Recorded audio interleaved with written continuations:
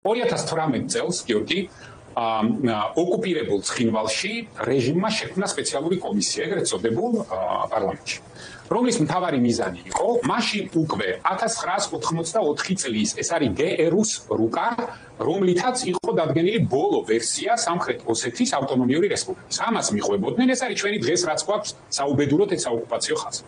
ამის შემდგომ ამ კომისიამ დაადგინა, რომ 1922 წლის აპრილის დეკრეტით, ეს არის საბჭოთა კავშირის დეკრეტი, რომლითაც სამხრეთ ოსეთის ავტონომიური რესპუბლიკა საერთოდ შეიქმნა პირველად, აიღეს ეს ნახაზები, ეს რუკაც არისო, ეს იყო ეს ნაჯღაბნები, ბოდიშით მიყვნენ და მთელი პერიმეტრი 350 კილომეტრის ოკუპაციის ხაზის გადმოწიეს ბევრგან 28 წერტილში საქართველოს ტერიტორიაზე, ჩვენს კონტროლირებად ტერიტორიაზე და ეს იყო სულ ერთად ჯამში 200 კვადრატული კილომეტრი. ეს ტერიტორიები არის რუსო, ეს ტერიტორიები იყო საჩხერეში, რაჭაში, ყველგანაც. რატომ იადგნენ და რატო დაიწყეს ექსპერიმენტის ჩატარება ჩორჩანაში? იმიტომ რომ ჩორჩანა არის დიდი ტყის მასივი და საოკუპაციო ხაზიდან პირველი საცხოვრებელი სოფელი, სადაც ადამიანები ცხოვრობენ, არის საკმაოდ ღრმად. და ეს არ იყო ისეთი ადგილი, სადაც ჩვენ ბოლო პერიოდში ეფექტურ კონტროლს ვახორციელებდით, იქ უკვე შესვლა DDD-ს თანამშრომლების, ისევე როგორც UMM-ის წარმომადგენლების, რომ მუდმივი პატრულირება განეხორციელებინათ, შეუძლებელი იყო სხვადასხვა გეოგრაფიული თუ სხვადასხვა პრობლემების გამო. ამიტომ დაწყებული 16 წლიდან ამათ ნელ-ნელა ხან ერთი ადამიანი დააკავეს, ხან მეორე ადამიანი დააკავეს. უნდა გვესმოდეს ახლა ესენი რომ აუფასურებენ, აი უბრალოდ აუფასურებენ საქართველოს მოქალაქის დაკავებას საქართველოს ტერიტორიაზე ოკუპანტი რეჟიმის შეიარაღებული ძალების მიერ. პირველი ადამიანები 4 თუ 5 ადამიანი არ მახსოვს, რომელიც დააკავეს, არ დაუპატიმრებიათ, მაგრამ მათ ჯარიმად ცხინვალში გადაახდებინეს უკანონოდ საზღვრის კვეთის გამო, მაშინ როდესაც ისინი საქართველოს ტერიტორიაზე, კონტროლირებად ტერიტორიაზე დააკავეს. ბოლოს ეს მონადირე ცნობილი ფაქტია. ის მონადირე სპეციალურად გამოუშვეს მესიჯით სოფელში, რომ ეს უკვე ოკუპირებული სამხრეთ ოსეთის ტერიტორია და აქ აღარ მოხვიდეთ. შესაბამისად, გარდა ამისა, ახლა არის ბევრი სენსიტიური ინფორმაცია, რომელსაც პირდაპირ ეთერში კი არა კომისიაზეც ვერ ითხოვ. იმის მიუხედავად, რომ ოცნებას დღეს საერთოდ ფეხებზე კიდია ეს ყველაფერი და რასაც უნდა იმას ლაპარაკობენ, ოღონდ პოლიტიკური და პარტიული სარგებელი ნახვა. ამის შემდგომ უნდა გვესმოდეს, რომ ეს თემა 1922 წლის დეკრეტის საფუძველზე შექმნილი რუქის თემა დაწყებული 18 წლიდან 19-20 წელი ოკუპირებული ოკუპანტი რეჟიმის მთავარი პოლიტიკური საკითხი იყო. ამ საკითხს არჩევნების პირობებში ერთი ხელისუფლება პირდებოდა, რომ ჩვენ უფრო ღრმად შევიწევით საქართველოს ტერიტორიაზე. მეორე ხელისუფლება პირდებოდა, რომ მე უფრო ბევრ მიწებს დაგიბრუნოთ.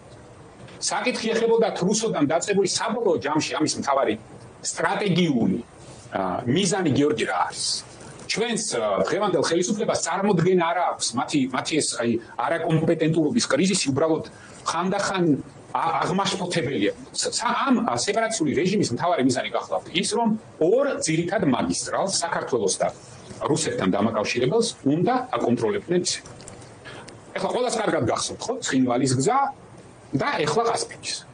რუსოს ხეობის და ამ რუქების მთელი მიზანი გახლავთ, რომ საქართველოსა და რუსეთს შორის კავშირი ვერ ხდებოდეს ოკუპანტების მიერ კონტროლირებადი ტერიტორიის გარდა. ეს არის სტრატეგიული მიზანი. ეხლა შემდგომ ჩორჩანას ტყეში იყო ძალიან მნიშვნელოვანი ტალკის საბადო, რომელზეც მათ უკვე ინვესტორები ყავდათ, ეს ყველაფერი მედიაში იყო გაშლილი. ამის გარდა ამ გზიდან საჩხერის გზასაც აკონტროლებდნენ და სიმაღლეები იყო ისეთი და აქ უბრალოდ უმოქმედობა, ეს მე არ ვიცი, ეს იქნებოდა ქვეყნის და სახელმწიფოს ღალატი. მაშინ როდესაც ჩვენ ეს ყველაფერი დავიწყეთ 2019 წლის იანვრიდან, იქ უკვე შესაბამისი სამსახურები მუშაობდნენ, სიმაღლეებს და კოორდინატებს აღნიშნავდნენ. ეს ყველაფერი ყველამ რა თქმა უნდა იცოდა. რა თქმა უნდა ეს ყველაფერი იცოდა სუსლაც. რა თქმა უნდა ეს ყველაფერი იცოდა UMM-მაც. ამის შემდგომ შეიქმნა გეგმა და ამ გეგმის მთავარი მიზანი გახდათ 7 წერტილი, 7 კოორდინატი, სადაც ეს ჩორჩანაში ეს საგუშაგო უნდა ყოფილიყო მთავარი და დანარჩენი უნდა ყოფილიყო თანმდევი საგუშაგო. რა თქმა უნდა, ხომ დეტალებს არ მოყვები, მაგრამ ჩვენ ამაზე მუშაობა დავიწყეთ, ეს დაიგეგმა, გეგმა შეიქმნა და პროცესი გაეშვა და პირველი სამუშაო, მთავარი სამუშაო, რომელიც დღესაც დგას, რატო არის ის მთავარი? ის არის ყველაზე დიდი და ყველაზე მაღალი წერტილიდან კოორდინატი და აკონტროლებს იქავა. ამიტომ იყო ეს სამუშაო ყველაზე მნიშვნელოვანი. და იმიტომ ჩაიდგა ეს სამუშაო. და შესაბამისად, შემდგომ ეს პროცესი უნდა გაგრძელებულიყო.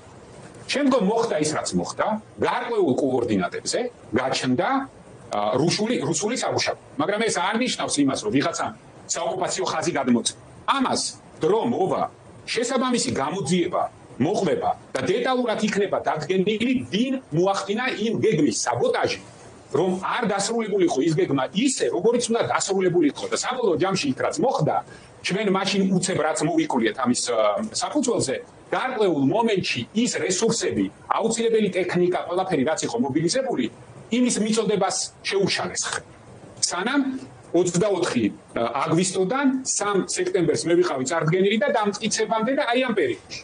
მაგრამ საბოლოო ჯამში, ჩვენ რო ჩავერიგეთ, საბოტაჟსაც ქონდა ადგილი უკვე შედგენილი გეგმის რეალიზაციას, ასე რა თქმა უნდა, უკვე სეპარატისტებმა რუსებთან ერთად.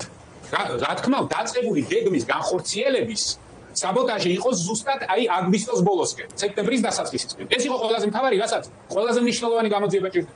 მაშინ ჩვენ რაც შევძელით, დავასტაბილურეთ ეს ყველაფერი, დავასტაბილურეთ ეს პუნქტი დარჩა იქ.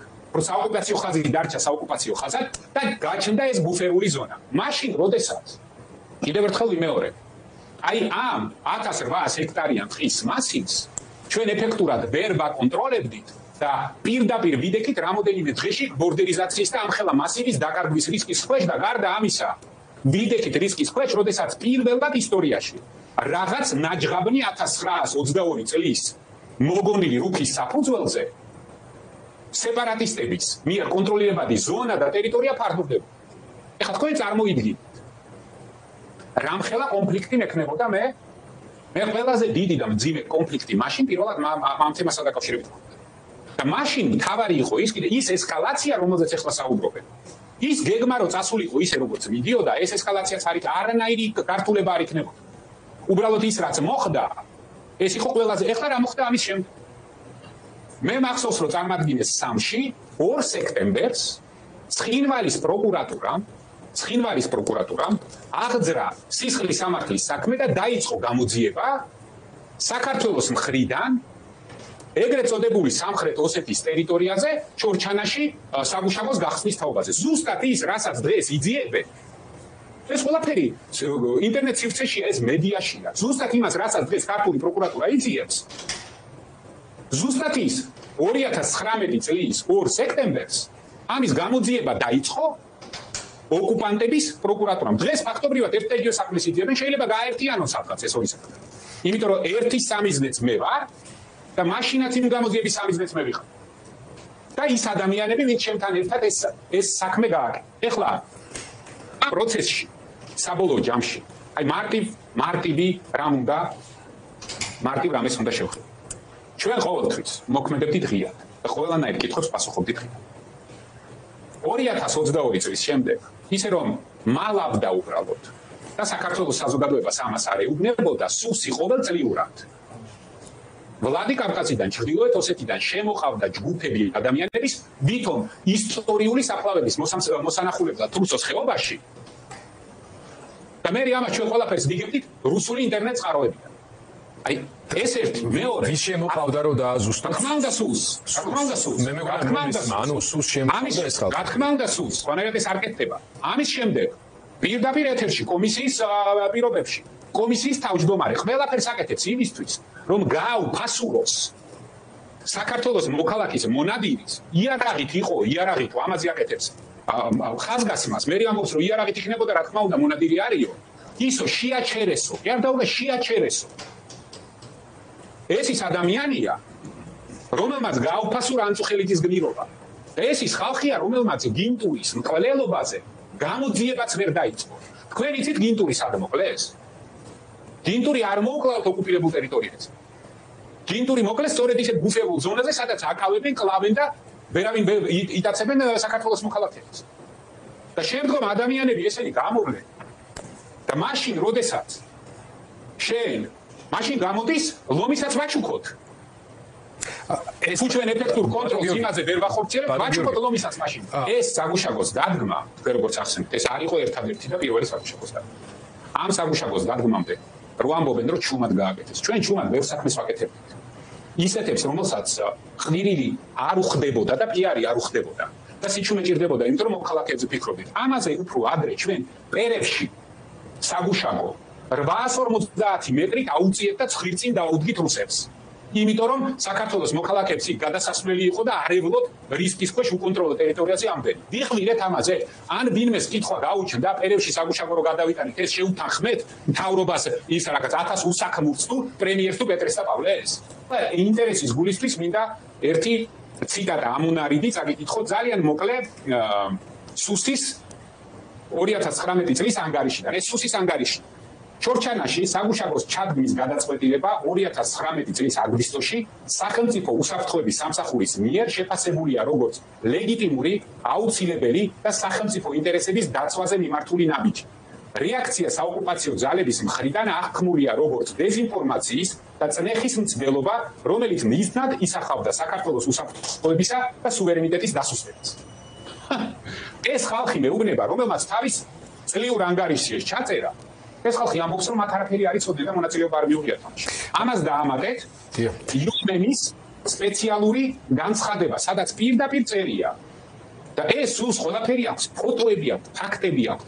როგორ იყო მონიშნული ხეები, როგორ იყო გაკეთებული უკვე აი ეს მწვანე ნიშანი საზღვრის ჩამოკიდებული ხეებზე. ეს ფოტოები არსებობდა, ყველაფერი თუ არ გაანადგურეს უკვე. მე ერთი რამე მინდა ყველას უთხრა. ყველა ადამიანი, რომელიც დღეს ჩვენებებს იძლევა, ან საუბრობს ჩორჩანაზე და დავკარგეთ სიტყვას ხმარობს, უნდა იცოდეს და პასუხისმგებლობა უნდა ქონდეს გააზრებული, რომ ის ჩუქნის ოკუპანტს და სეპარატისტებს ქართულ მიწას. ეს ერთი. მეორე, ყველამ უნდა იცოდეს, რომ მაშინ, როდესაც შენ სამშობლოს აბრალებს შენსავე მიწაზე ომის დაწყებას. მაშინ, როდესაც შენ ამბობ, რომ სამხრივად ბოდიში უნდა მოუხადო შესაბამისად ადანაშაულე პირველ რიგში შენ ხალხს. მაშინ, როდესაც არანაირი საბაბი არ გაქვს და ამბობ, რომ რაღაც დავკარგეთ ის, რაც შენია, შენ მხარეს არის ოკუპაციის ხაზის გათვალისწინების პირობებშიც.